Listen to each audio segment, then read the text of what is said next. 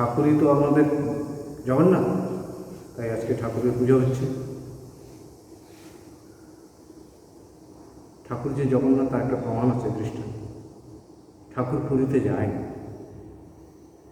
মা ফটো দেখিয়েছিল কেন চৈতন্য মহাপ্রভু ঠাকুর এসেছে। তা আজকে আমাদের ঠাকুরের বিশেষ পূজা একটু করলাম, এখন একটু কথামৃত পাঠ করছি।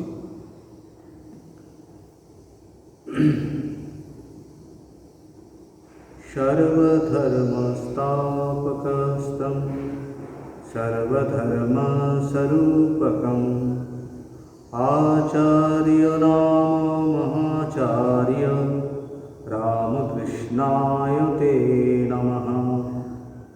শ্রী শ্রী রামকৃষ্ণ কথামৃত দ্বিতীয় ভাগ। তব কথামৃতম তপ্ত জীবনম কবিভিরিতম কলমৌষপহম শ্রবণমঙ্গলম শ্রীমদাততম ভুবি গৃহন্তি ये বলিদা জনা। গলার সেদিন করেছিলাম।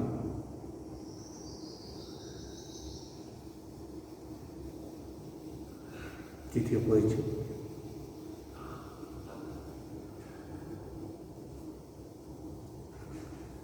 পুরুষ প্রকৃতি বিবেক যোগ রাধাকৃষ্ণ তারাকে আধ্যাশক্তি বেদান্ত বাকিশ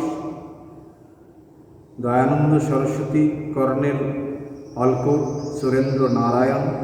এবার ঠাকুর শ্রীরামকৃষ্ণ পদাচরণ করিতেছেন, কখনো ঘরের ভেতর, কখনো ঘরের দক্ষিণ দিকের বারান্দায়, কখনো বা ঘরের পশ্চিম দিকে গোল বারান্দাটিতে দাঁড়াইয়া গঙ্গা দর্শন করিতেছেন। সঙ্গ এনভায়রনমেন্ট, দোষ গুড় ছবি গাছ ভালো। কিয়ৎক্ষণ পরে আবার ছোট্ট খাটটিতে বসিলেন। বেলা 3টা বাজিয়া গিয়াছে। ভক্তেরা আবার মেঝেতে আসিয়া বসিলেন। ঠাকুর ছোট্ট খাটটিতে বসিয়া চুপ করিয়া আছেন। এক একবার ঘরের দেওয়ালের দিকে দৃষ্টিপাত করিতেছেন। দেওয়ালে অনেকগুলি পট আছে।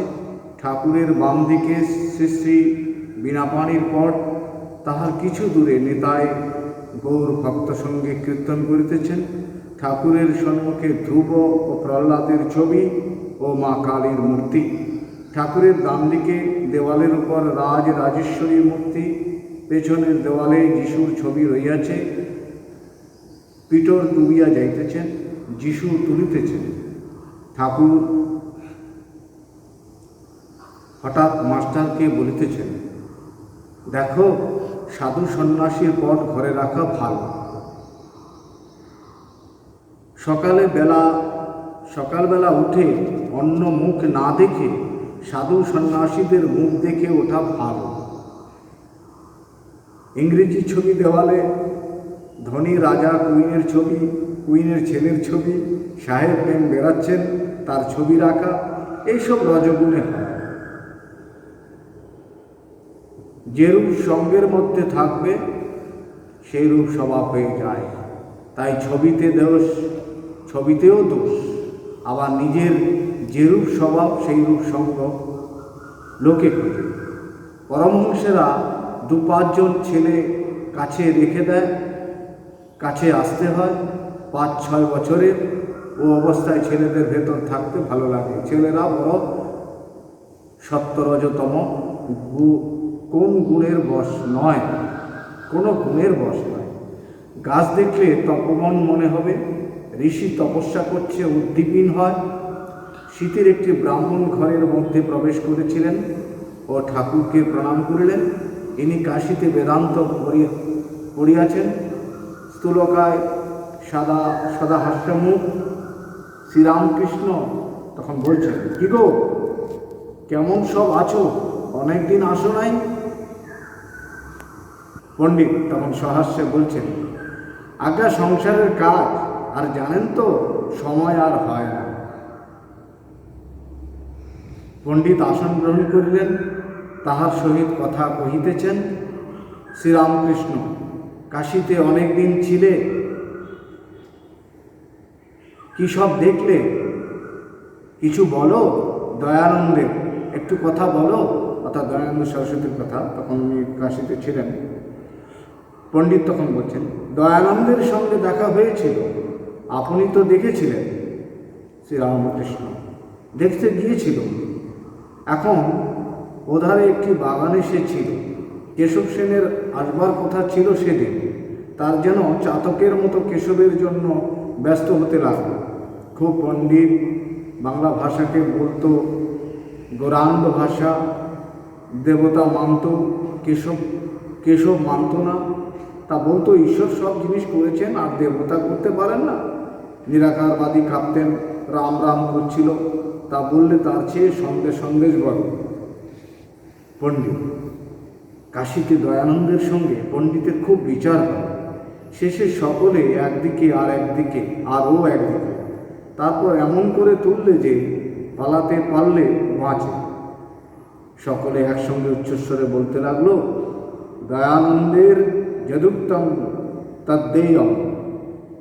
শ্রীরামকৃষ্ণ, থিওসফি, ওরা কি ঈশ্বরকে ব্যাকুল হয়ে খোঁজে? আবার কর্ণের অলকটকেও দেখেছিলাম, ওরা বলে সব মহাত্মা আছে, আর চন্দ্রলোক, সূর্যলোক, নক্ষত্রলোক এইসব আছে, শুকনো শরীর এইসব জায়গায় যায়, এইসব অনেক কথা। আচ্ছা মহাশয়, আপনার থিওসফি কীরকম বোধ হয়?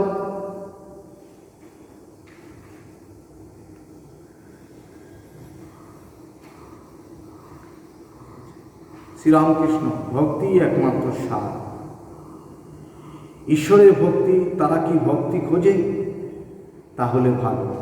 ভগবান লাভ যদি উদ্দেশ্য হয় তাহলেই ভালো। চন্দ্রলোক, সূর্যলোক, নক্ষত্রলোক, মহাত্মা এই নিয়ে কেবল থাকলে ঈশ্বরকে খোঁজা হয় না। তার পাদপদ্মে ভক্তি হওয়ার জন্য সাধনা করা চায়, ব্যাকুল হয়ে ডাকা চায়, নানা জিনিস থেকে মন করিয়ে এনে তাকে লাগাতে হয়। এই বলিয়া ঠাকুর রামপ্রসাদের গান ধরিলেন, মন করো কি তথ্য তারে যেন উন্মত্ত আধার ঘরে, সে যে ভাবের বিষয়ে ভাব ব্যতীত অভাবে কি ধরতে পারে, সে ভাব লাগি পরম যোগী যোগ করে যুগ যুগান্তরে, হলে ভাবের উদয় লয় সে যেমন লোহাকে চুম্বক ধরে।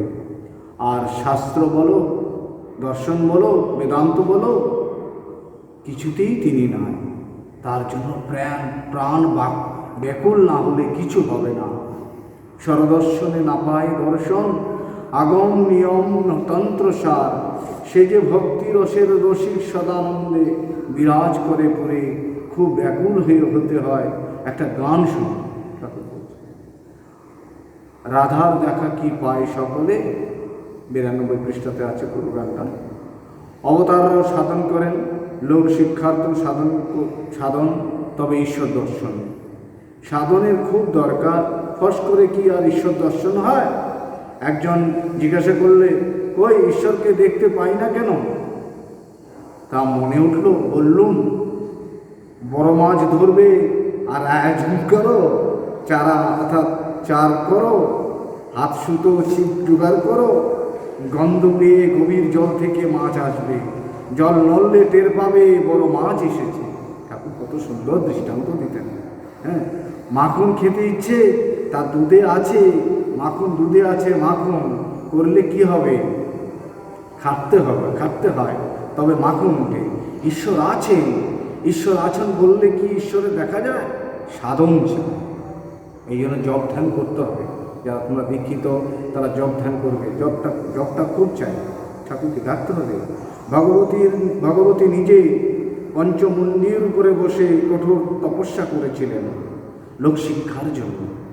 শ্রীকৃষ্ণ সাক্ষাৎ পূর্ণ ব্রহ্ম, তিনি রাধা যন্ত্র কুড়িয়ে পেয়ে লোকশিক্ষার জন্য তপস্যা করেছিলেন। রাধায় আধ্যাশক্তি বা প্রকৃতি, পুরুষ ও প্রকৃতি, ব্রহ্ম শক্তি অভেদ। শ্রীকৃষ্ণ পুরুষ, রাধা প্রকৃতি, চিৎ শক্তি, আধ্যাশক্তি। রাধা প্রকৃতি ত্রিগুণময়ী, এর ভেতরে সত্তরজতম 3 গুণ। যেমন পেঁয়াজে ছাড়িয়ে যাও, প্রথমে লাল, কালো আমেজ, তারপর লাল, তারপর সাদা বেরোতে থাকবে। বৈষ্ণব শাস্ত্রে আছে, কাম রাধা, প্রেম রাধা, নিত্য রাধা। কাম রাধা চন্দ্রাবলী, প্রেম রাধা শ্রীমতী, নিত্য রাধা আনন্দ দেখেছিলেন গোপালের কোলে।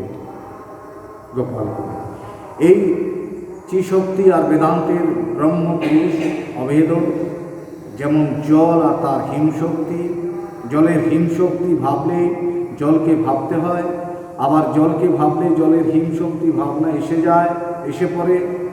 সাপ আর সাপের তির্যক গতি, তির্যক গতি ভাবলে যেভাবে যায়, সাপকে ভাবতে হয়। ব্রহ্ম বলি কখন? যখন নিষ্ক্রিয় বা কার্যে নির্লিপ্ত। পুরুষ যখন কাপড় পরে তখন সেই পুরুষই থাকে। ছিল দিগম্বর, হলে সাম্বর, আবার হবে দিগম্বর। সাপের ভিতর বিষ আছে, সাপের কিছু হয় না, যাকে কামড়াবে তার পক্ষে বিষ। ব্রহ্ম নিজে নির্লিপ্ত, নামরূপে যেখানে সেখানে প্রকৃতির ঐশ্বর্য। সীতা হনুমানকে বলেছিলেন, বৎস, আমি একরূপে রাম, একরূপে সীতা হয়ে আছি, একরূপে ইন্দ্র, একরূপে ইন্দ্রাণী, একরূপে ব্রহ্মা, একরূপে ব্রহ্মাণী, একরূপে রুদ্র, একরূপে রুদ্রাণী হয়ে আছে। নামরূপ যা আছে সব চিশক্তি ঐশ্বর্য, চিশক্তির ঐশ্বর্য সমস্তই, এমনকি ধ্যান দাতা পর্যন্ত। আমি ধ্যান করছি যতক্ষণ বোধ ততক্ষণ তাই এখানকায় আছি। মাস্টারের প্রতি এগুলি ধারণা করো। বেদ পুরাণ শুনতে হয়, তিনি যা বলছেন করতে হয়। পণ্ডিতের প্রতি মাঝে মাঝে সাধুসঙ্গ ভালো। রোগ মানুষের লেগে আছে, সাধুসঙ্গে অনেক উপশম হয়। দেখুন, ঠাকুর আমাদের সমস্ত প্রতিকার দিয়ে গেছে, কীভাবে ঈশ্বর সাধন, কীভাবে রোগ নিরাময়, সমস্ত ঠাকুর একেবারে সমস্ত ছোট ছোট ছোট ছোট উদাহরণ দিয়ে পড়ে গেছেন। যে পণ্ডিতের প্রতি পণ্ডিতকে বলছে যে মাঝে মাঝে সাধুসঙ্গ ভালো। এই যে আজকে সাধুসঙ্গ হচ্ছে, রোগ মানুষের লেগেই আছে, সাধুসঙ্গে অনেক উপশম। বেদান্তবাদী শিক্ষা, সাধুসঙ্গ করো। আমরা কেউ নয়, দাসও, আমিও আমার, এর নামই ঠিক জ্ঞান। হে ঈশ্বর, তুমি সব করছো, আর তুমি আবার আপনার, তুমি আমার আপনার, আর তোমার এই সমস্ত ঘর বাড়ি, পরিবার, আত্মীয়, বন্ধু, জগৎ, সমস্ত জগৎ সব তোমার, আর আমি সব করছি। আমি কর্তা, আমার ঘর বাড়ি, পরিবার, ছেলে পুলে, বন্ধু বিষয় এইসব অজ্ঞান। গুরু শিষ্যকে একথা বুঝাচ্ছিলেন। ঈশ্বর তোমার আপনা, আর কেউ আপনার নয়। শিষ্য বললে, আজ্ঞা, মা, পরিবার এরা তো খুব যত্ন করেন, না দেখলে অন্ধকার দেখেন, কত ভালোবাসেন। গুরু বললেন, ও তোমার মনের ভুল, আমি তোমায় দেখিয়ে দিচ্ছি, কেউ তোমার নয়। এই ওষুধ বড়ি কয়টি তোমায় কাছে রেখে দাও, তুমি বাড়িতে গিয়ে খেয়ে শুয়ে থেকো। লোক মনে করবে যে তোমার দেহত্যাগ হয়ে গেছে, কিন্তু তোমার সব বাহ্যজ্ঞান থাকবে, তুমি দেখতে শুনতে সব পাবে। আমি সেই সময় গিয়ে পড়ব। শিষ্যটি তাই করল। বাটিতে গিয়ে বড়িকটি খেয়ে অচেতন্য হয়ে পড়ে রইল। মা, পরিবার, বাড়ির সকলে কান্নাকাটি আরম্ভ করলে। এমন সময় গুরু কবিরাজ বেশ গিয়ে উপস্থিত হলেন। সমস্ত শুনে বললেন, আচ্ছা, এর ওষুধ আছে, আবার বেঁচে উঠবে, তবে একটি কথা আছে, এই ওষুধটি আগে একজন আপনার লোকে খেতে হবে, তারপর ওকে দেওয়া হবে। যে আপনার লোক এই বড়িটি খাবে তার কিন্তু মৃত্যু হবে। তা এখানে ওর মা কি পরিবার এরা সব আছেন, একজন না একজন কেউ খাবেন, সন্দেহ নাই, তাহলেই ছেলেটি বেঁচে উঠবে। শিষ্য সমস্ত শুনছে। কবিরাজ আগে মাকে বলে ডাকলেন। মা কাতর হয়ে ধুলায় গড়াগড়ি দিয়ে কাঁদছিলেন। কবিরাজ বললেন, মা, আর কাঁদতে হবে না, তুমি এই ওষুধটি খাও, তাহলে ছেলেটি বেঁচে উঠবে, তবে তোমার এতে মৃত্যু হবে। মা ওষুধ হাতে ভাবতে লাগলেন। অনেক ভেবে চিনতে কাঁদতে কাঁদতে বললেন, বাবা, আমার আর কটি ছেলে মেয়ে আছে, আমি গেলে কি হবে এও ভাবছি, কে তাদের দেখবে, খাওয়াবে, তাদের জন্য ভাবছি। পরিবারকে ডেকে যখন ওষুধ দেওয়া হলো, পরিবার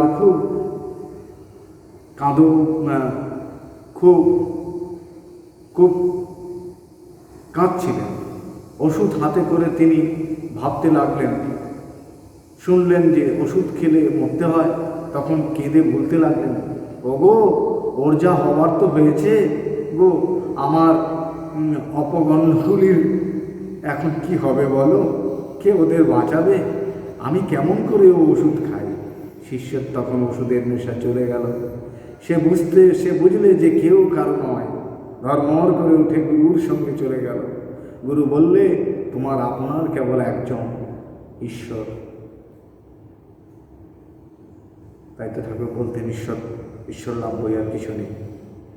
তাই তার পাদপদ্মে যাতে ভক্তি হয়, যাতে তিনি আমায় বলে ভালোবাসা হয়, তাই করাই ভালো।